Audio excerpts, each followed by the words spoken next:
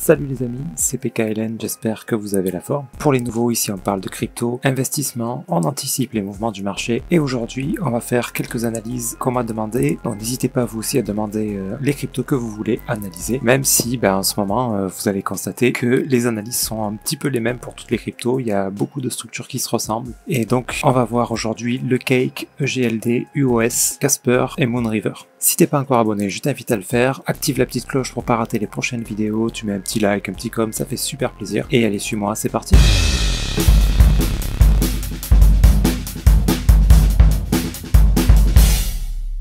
Donc bien sûr, avant toute chose, on va commencer par faire un petit tour sur le Bitcoin, parce que c'est un petit peu lui qui mène la danse. Donc l'analyse du Bitcoin est toujours la même si, on arrive potentiellement dans une fin de mouvement là, pour toujours ce running flat là qu'on attend, A, B, C.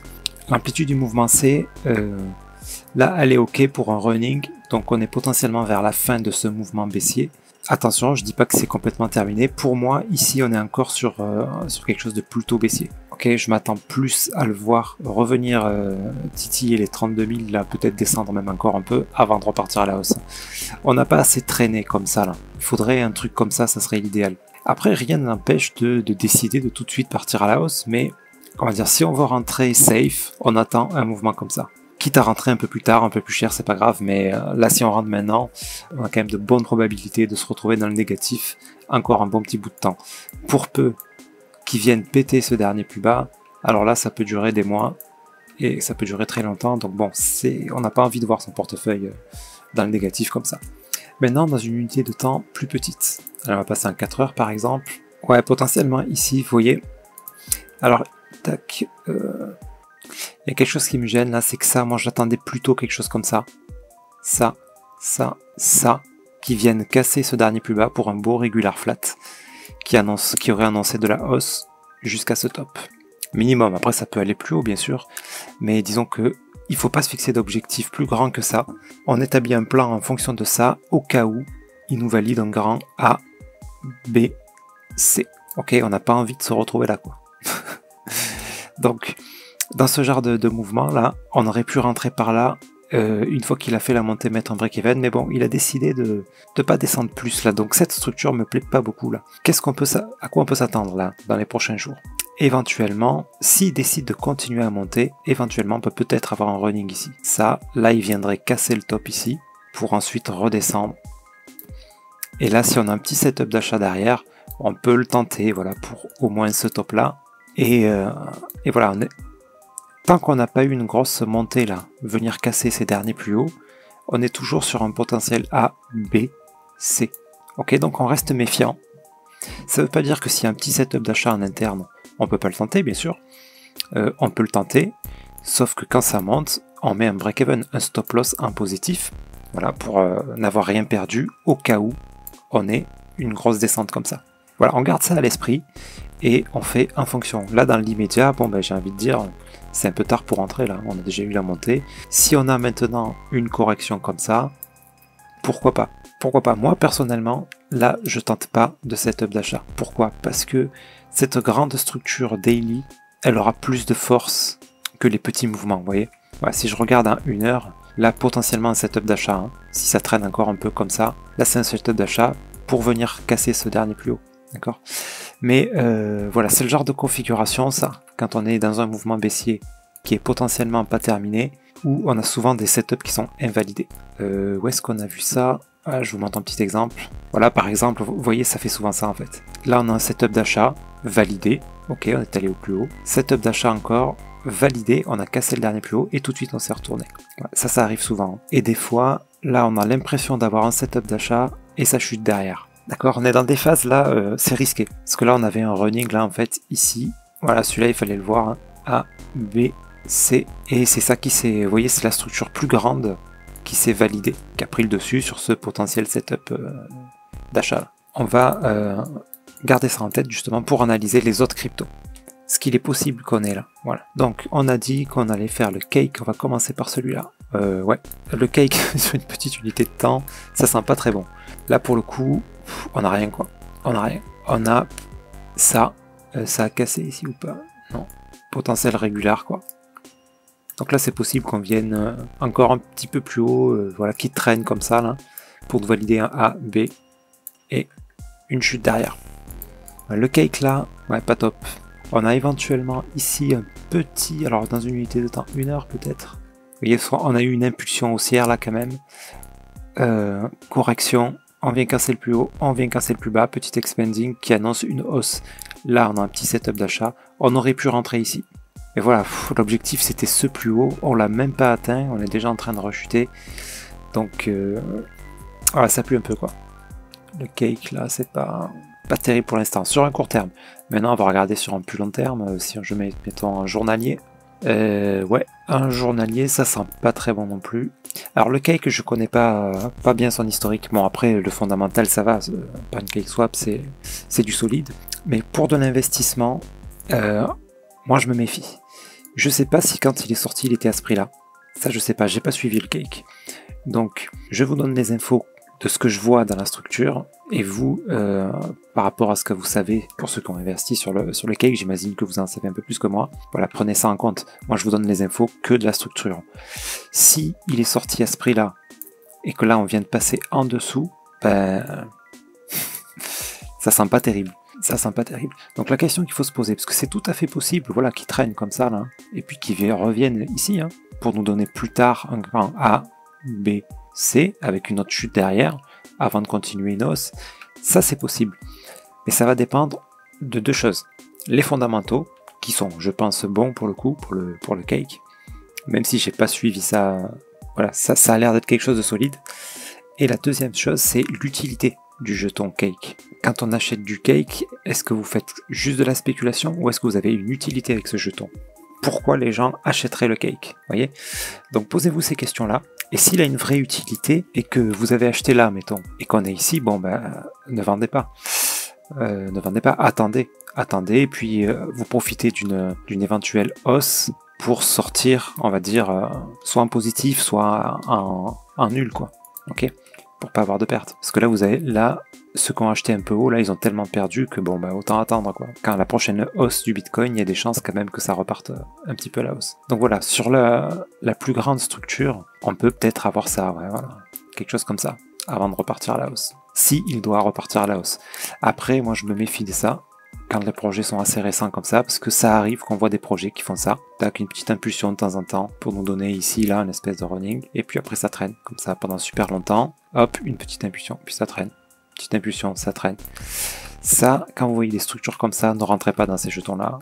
En général, c'est que le projet, il va tendre vers zéro, et voilà, vous pouvez profiter sur un malentendu, voilà, d'une petite hausse pour vendre, mais pas plus, quoi.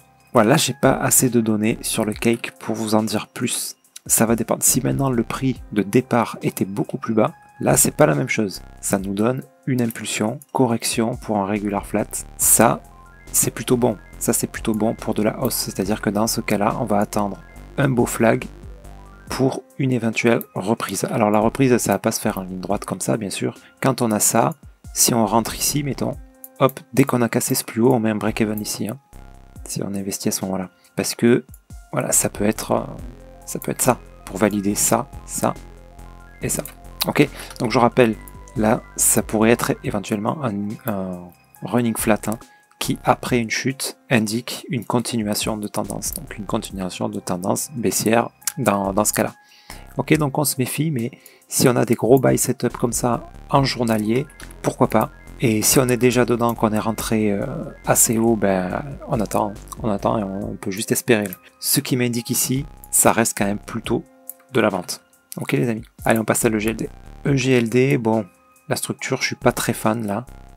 Vous voyez ça là, le B là, il est énorme pour un C assez grand, mais ça reste quand même une structure assez propre.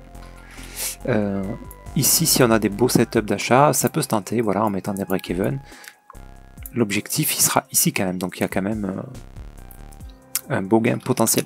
Maintenant, est-ce que c'est le moment? En daily, c'est comme le Bitcoin. Hein. Vous voyez, c'est quasiment exactement la même chose. Voilà, une petite différence. Le Bitcoin, il est monté un peu plus en ligne droite. EGLD nous donne une autre structure sans doute en 4 heures. On va regarder ça. Voilà, en 4 heures, il y avait ça. Impulsion, correction, point régular.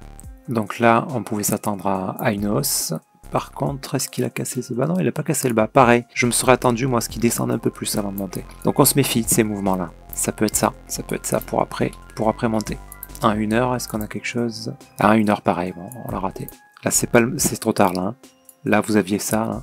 Là, on aurait pu rentrer ici. Hop, arriver là, mettre un break-even. Mais vous voyez, ça vaut pas le coup, là, c'est des miettes. Hein.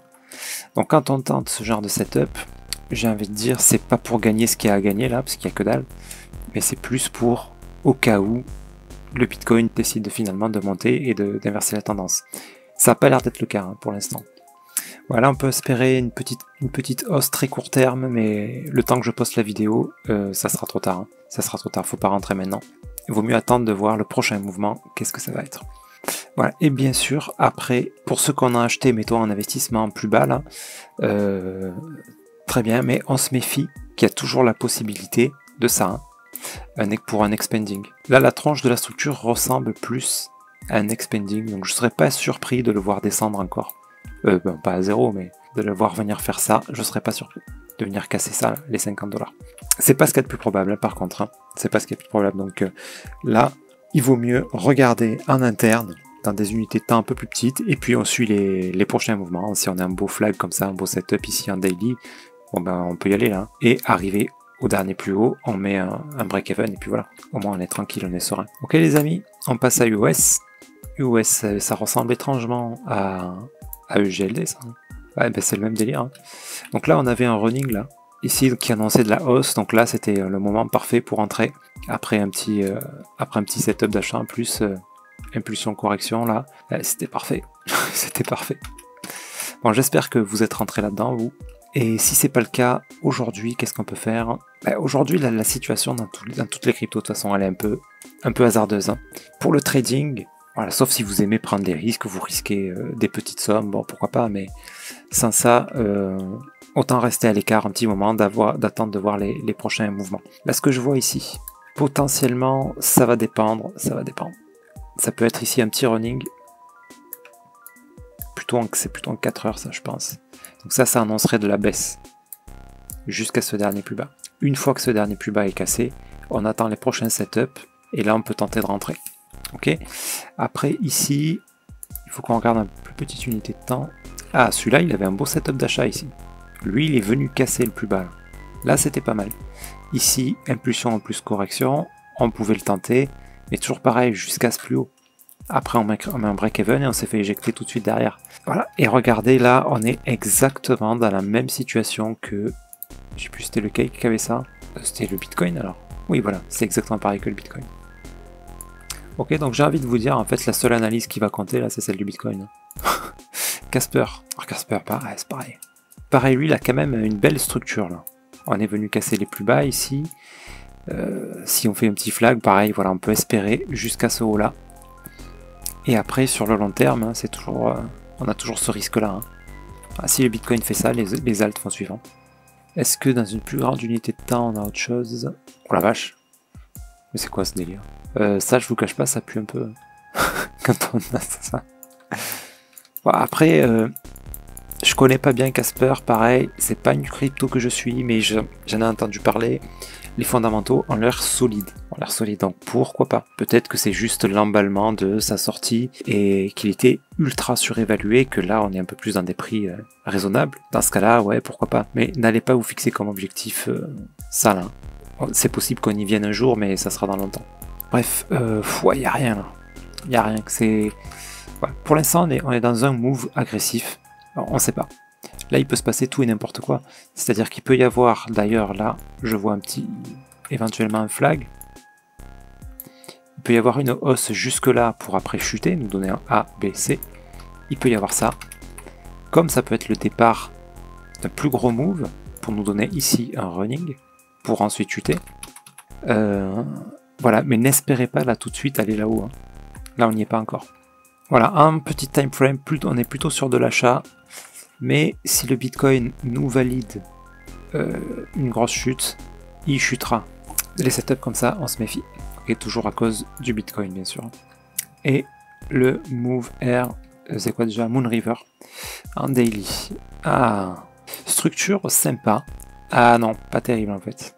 Bref, quand je regarde que ce move, pour moi, ça m'annonce plutôt de la vente.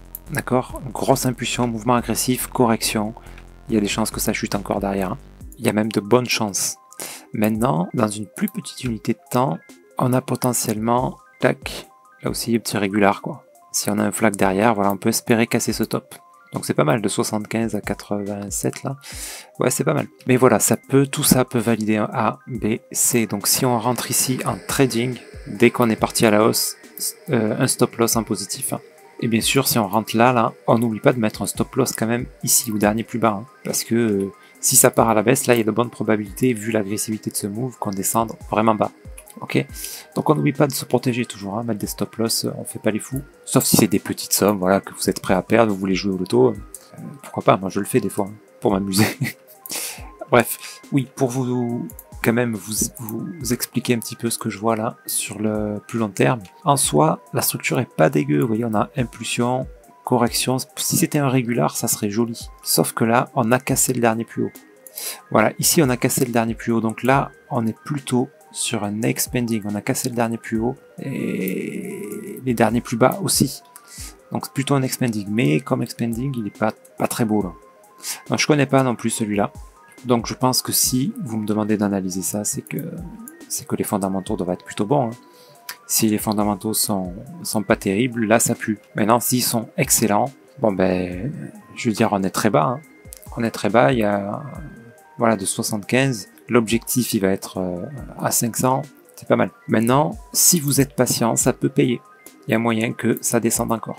Là, si vous le chopez à 20 $, mettons, c'est encore mieux. Et dans le pire des cas, on attend, je veux dire, un signal plus fort de hausse. Une belle impulsion, correction. Là, oui, ça vaudra le coup. Alors, vous allez me dire, oui, vous aurez perdu 25%, vous allez payer peut-être 100 balles ou même 125 au lieu de le payer 75. Mais je vous explique pourquoi on attend toujours ces trucs-là. Parce que si vous rentrez maintenant, certainement, vous l'avez payé moins cher que si vous attendez un énorme signal. Vous allez le payer moins cher. Mais si il décide, voilà, son expanding de faire ça, de traîner, hop, il remonte un peu, tac, il nous fait un running, il descend, hop, setup d'achat, il monte, il redescend là. Au final, vous êtes en négatif pendant 1000 ans.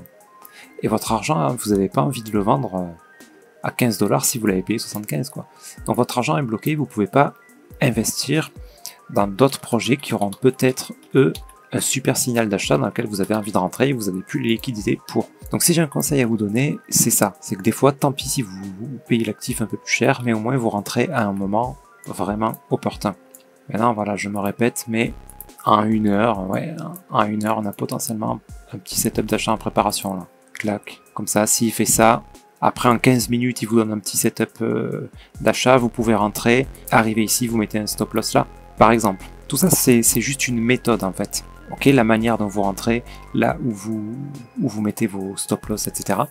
Ça va être des méthodes. Vous, en fonction des différentes possibilités, vous pouvez établir votre méthode, mais voilà, dites-vous bien une chose aussi, c'est que là, les analyses que je fais ces jours-ci, même si certaines se valident, même la plupart, pour le coup, pour l'atome, quand on avait fait l'atome, là, on avait repéré ici un running, voilà, et j'avais dit ça devrait aller plus bas, bon, ça n'a pas raté. Après, ici, on a eu un tout petit setup d'achat, là, on a une unité de temps plus petite, on est remonté. Là, on a potentiellement encore un setup d'achat en préparation, mais voilà, jusqu'à ce top-là, il faut pas espérer ça, quoi. Voilà, tout ça, ça peut donner encore un autre running, là, pour chuter encore. Donc voilà, comme on savait qu'on était sur un mouvement baissier, pour vous donner un exemple de méthode, c'est, on peut très bien, quand on a ici impulsion, correction, donc ça c'est un setup de vente, rentrer ici en sell, que ça chute, super, on a un positif, on met un break-even là. Si on a ici assez de gains, ben on prend une partie de ces gains, et puis bon là ça a touché le break-even, on est ressorti en positif en ayant gagné un petit peu d'argent. Ici on a un setup d'achat, ben on peut faire pareil, on peut rentrer à l'achat. S'il se confirme ce setup, vous voyez, ça peut nous faire comme sur le Bitcoin, où il a décidé de pas venir casser le plus bas. Il a décidé de faire ça, là, le Bitcoin, ça, et finalement il est monté. Bon, mais ça, c'est pas une structure terrible, ça. Vous pouvez le faire, vous pouvez le tenter, bien sûr, chacun est responsable de son portefeuille, et voilà, vous pouvez le tenter, mais c'est mieux d'attendre une vraie structure qu'on connaît, et qui est bien dessinée. Parce que quand elle est bien dessinée, on a beaucoup plus de chances qu'elle se valide. D'accord, les structures un peu bâtardes ou qui sont pas finies, des fois elles se valident quand même. Hein. Mais bon, vous avez beaucoup moins de chance. Voilà. Si vous faites ça trop souvent, vous aurez plus de pertes. Donc voilà, pour récapituler, un petit time frame. Vous voyez, le Bitcoin, il a l'air d'être chaud pour monter un petit peu là, venir casser ce plus haut. Donc les altcoins vont suivre, elles vont faire la même chose. Et on fait très attention parce que on a ce potentiel A, B, C pour venir encore une fois casser ce dernier plus bas. Pas forcément de beaucoup, hein. Il peut le casser à peine et puis ensuite nous donner un setup d'achat pour remonter. Ok, mais on garde ça en tête. Ça, c'est une possibilité. Donc tant qu'on n'a pas un très beau setup d'achat là en daily, moi je vous conseille de rien faire. Ok les amis. Sur ce, j'espère que cette vidéo vous sera utile. Je vous souhaite une excellente fin de journée. Prenez soin de vous et de votre portefeuille. Je vous dis à très bientôt. C'était PKN. Merci.